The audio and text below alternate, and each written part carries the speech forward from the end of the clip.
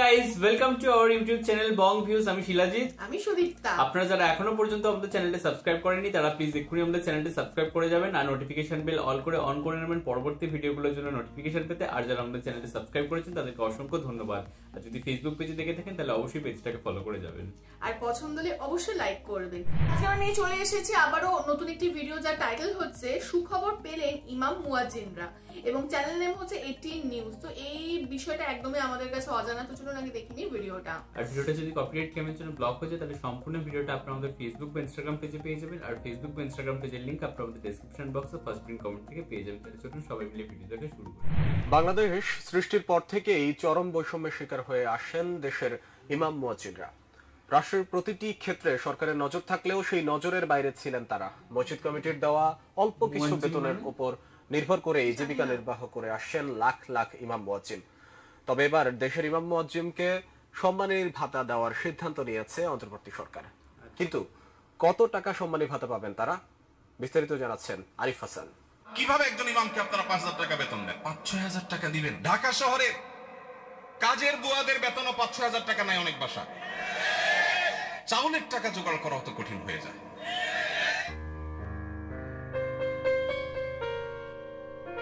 সামাজিকভাবে সম্মানিত ব্যক্তিদের তালিকার শীর্ষে দেশের ইমাম মুয়াজ্জিনরা। তবে দুর্ভাগ্যজনকভাবে বাংলাদেশ সৃষ্টির পর থেকে রাষ্ট্রের পক্ষ থেকে তাদের জন্য কোনো বেতন ভাতা প্রদানের উদ্যোগ গ্রহণ করা হয়নি। বর্তমানে দেশের লাখ লাখ ইমাম মুয়াজ্জিনের বেতন মূলত মসজিদ কমিটির তহবিল থেকে প্রদান করা হয়। তবে এই বেতন অত্যন্ত সীমিত, ১,৫০০ টাকা থেকে শুরু করে সর্বোচ্চ ৫-৬,০০০ টাকার মধ্যে। ফলে সামাজিকভাবে সম্মানিত হলেও উচ্চ দ্রব্যমূল্যের এই যুগে টানাপোড়েনের মধ্যেই জীবনযাপন করতে হয় তাদেরকে। ইমাম সাহেবদের অন্য বড় বড় চাকরি এবং ব্যবসা থাকার পরও মসজিদ থেকে তাদেরকে বাংলো এবং বিরাট বড় সম্মানে দেয়া হয় সৌদি আরবে। আপনি বলবেন সৌদি আরবের বেতন অনেক বেশি। বেতন অনেক বেশি এই জন্য বাড়াই অনেক বড়টা দেয়।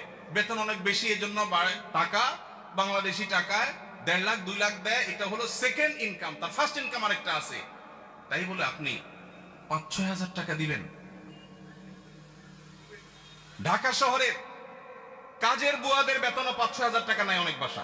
ঢাকা শহরে কোন দারোয়ানের বেতন ৫,০০০-৬,০০০ টাকা নাই। কোন পিয়নের বেতন ১০,০০০ টাকার নিচে নাই। সেখানে ৫-৭,০০০ টাকা আজকালকার বাজারে চাউলের টাকা জোগাড় করা অত কঠিন হয়ে যায়। সেই বৈষম্য দূর হতে চলেছে। ইমাম মুয়াজ্জিনদের সম্মানী ভাতা চালু করতে যাচ্ছে অন্তর্বর্তী সরকার। গত মঙ্গলবার সারা দেশের মসজিদগুলোর তালিকা করতে ৭ সদস্যের কমিটি গঠন করেছে ইসলামিক ফাউন্ডেশন। মসজিদ ব্যবস্থাপনা নীতিমালা ২০০৬ যুগোপযোগী করা এবং গত বছরের জেলা প্রশাসক সম্মেলনের সিদ্ধান্ত অনুযায়ী ধর্মীয় প্রতিষ্ঠানগুলোর ইমাম মুয়াজ্জিন ও খাদেমদের সামাজিক নিরাপত্তা বেষ্টনীর আওতায় সরকার থেকে সম্মানী প্রদান করা হবে বলে কমিটি গঠনের অফিস আদেশে বলা হয়েছে। কমিটির প্রধান করা হয়েছে প্রতিষ্ঠানটির সচিব মোহাম্মদ ইসমাইল হোসেনকে। মোহাম্মদ ইসমাইল হোসেন জানান, সারা দেশে অন্তত ৩.৫ লাখ মসজিদ রয়েছে। এসব মসজিদে ১৭ লাখের বেশি ইমাম ও মুয়াজ্জিন রয়েছেন। এর বাইরে শহরের মসজিদগুলোতে খাদেম রয়েছেন। সরকার পরীক্ষামূলকভাবে প্রথম দফায় দেশের ১০% মসজিদে এ কর্মসূচি চালু করবে। পরে ধাপে ধাপে সব মসজিদের আওতায় আসবে। কর্মসূচির আওতায় প্রতিটি মসজিদকে ১২,০০০ করে টাকা দেওয়া হবে। ধর্ম মন্ত্রণালয় সূত্রে জানা গেছে, একইভাবে মন্দিরের পুরোহিত ও অন্যান্য ধর্মীয় উপাসনালয়ের সংশ্লিষ্ট ব্যক্তিরাও এ ভাতার আওতায় আসবেন। পাশাপাশি বিভিন্ন উৎসবে বোনাসও পাবেন তারা। Arif Hasan, ATN news.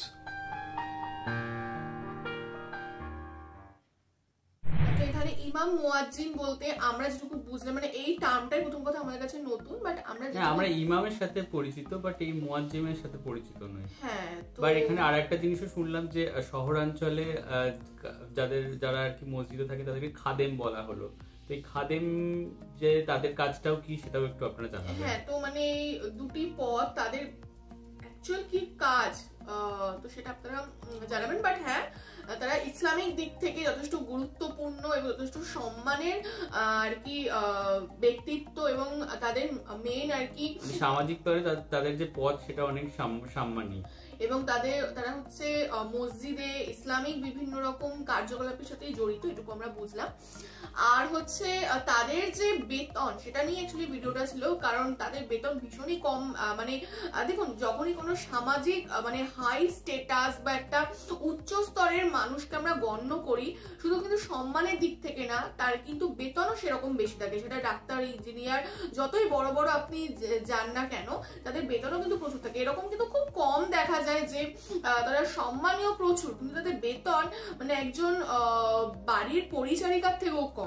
এটা খুব কম দেখা যায়। তো এখানে সেটাই হয়েছে, তাদের এমনি এত সম্মান দেওয়া হচ্ছে, কিন্তু তাদের যে সাম্মানিক দেওয়া হচ্ছে বেতন স্বরূপ, সেটা ভীষণই নগণ্য। এবং আজকালকার বাজারে যেটা হাইয়েস্ট বলছে 5,000, মানে তার কমও রয়েছে 1,500-2,000 থেকে স্টার্টিং বলছে, সেই টাকাতে কিছুই হয় না। এবং ঢাকা যেখানে ক্যাপিটাল সিটি, সেখানেও ডেফিনেটলি 5,000 কিছু হবে না। এখনকার গ্রামেও 5,000 একটা সংসার চালানো কিন্তু সারা মাসের জন্য যায় না। তো তারা মানে এদিকে সম্মান পাচ্ছেন, সামাজিক দিক থেকে সেই স্বীকৃতি পাচ্ছেন, কিন্তু তারা অত্যন্ত দরিদ্রতার সাথে হচ্ছে দিন কাটাচ্ছেন, দিন যাপন করছেন। এটা কিন্তু মেনে নেওয়া যায় না। তো এখানে এটা নিয়ে ভিডিওটা আর কি ছিল। এবং শেষ পর্যন্ত ইন্টারিম গভর্নমেন্ট তারা এই দিকটা বিবেচনা করেছেন এবং তারা হচ্ছে এত বছর পরে এবং তারা তাদের সাম্মানিক বা বেতন বাড়ানোর পদক্ষেপ নিয়েছে, যেটা কিন্তু ভীষণই পজিটিভ একটা দিক। তবে এক্ষেত্রে যে তারা যদি আবার সেই 5,000-6,000 টাকা মানে তাদেরকে বেতন দেন, মানে একটা সাম্মানিক হিসাবে, মানে আমাদের দেশেও যেটা দেখে থাকি যে আমাদের ওয়েস্ট বেঙ্গল গভর্নমেন্ট আর কি যে ধরনের বেতন দিয়ে থাকেন এনাদেরকে, আমাদের পুরোহিতদেরকে, সেটা দিয়েও কিন্তু তাদের চলার মতো একটা বিষয় থাকে না। তো সেই ধরনের যদি হয়ে থাকে তাহলে কিন্তু খুব বাজে এবং ইনজাস্টিস হবে।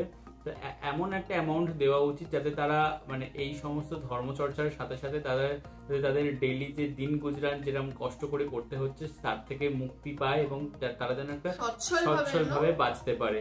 এবং সেটা যেন পরবর্তীকালে তাদের আর কি বংশানুক্রমিক বিষয়ে না চলে আসে, সেটা যেন স্বচ্ছতার সাথে আর কি ট্যালেন্ট দ্বারা পরবর্তীকালে নির্বাচিত ব্যক্তির হাতেই সেই বিষয়টা পৌঁছায়। এবং আর একটা জিনিস হচ্ছে, শুধুমাত্র ইসলামিক ইমামদের কথা আর কি এখানে বলা হয়নি ধর্ম মন্ত্রণালয় থেকে, সেখানে সমস্ত ধর্মের যারা পণ্ডিত, পাদ্রী, যে সমস্ত বিষয়গুলো রয়েছে বা যারা বিভিন্ন ধর্মের আর কি মেন কর্তারা, তো তাদেরকেও এর মধ্যে ইনক্লুড করা হয়েছে এবং তাদেরও সেই সাম্মানিকের ব্যবস্থা করা হয়েছে। তো যেটা খুব একটা পজিটিভ দিক একটা দেশ চালানোর ক্ষেত্রে। তো ভীষণ ভালো লাগলো।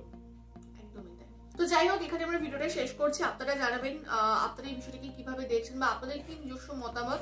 এবং আমাদের ভিডিও যদি ভালো লেগে থাকে অবশ্যই লাইক করবেন এবং আমাদের চ্যানেলটাকে সাবস্ক্রাইব করে যাবেন। সাবস্ক্রাইব বাটনের পাশে জয়েন বাটন পেয়ে যাবেন, সেখানে কিছু ফ্যাসিলিটিস দেওয়া থাকে, চাইলে আপনারা চেক করতে পারেন। আর আমাদের যে ফেসবুক আর ইনস্টাগ্রাম পেজ রয়েছে সেখানে আপনারা ফলো করতে ভুলবেন না, লিংক ডেসক্রিপশন বক্সে পেয়ে যাবেন। আর আমাদের যদি আপনারা পার্সোনালি পছন্দ করে থাকেন আমাকে শিলাজিৎ ওকে সুদীপ্তা হিসেবে, তাহলে আমাদের পার্সোনাল ফেসবুক আর ইনস্টাগ্রাম সাইটে ফলো করতে পারেন, তার লিংকও ডেসক্রিপশন বক্স চেক করলে পেয়ে যাবেন। আর আমাদের সাথে কানেক্টেড থাকার জন্য আমাদের যে ফেসবুক গ্রুপটা রয়েছে সেখানে আপনারা জয়েন করে আপনাদের মনের মতো সমস্ত কিছু পোস্ট করতে পারেন, তার লিংকও ডেসক্রিপশন বক্স চেক করলে পেয়ে যাবেন। তো দেখা হচ্ছে পরবর্তী ভিডিওতে। আজ এ পর্যন্তই, টাটা, নমস্কার।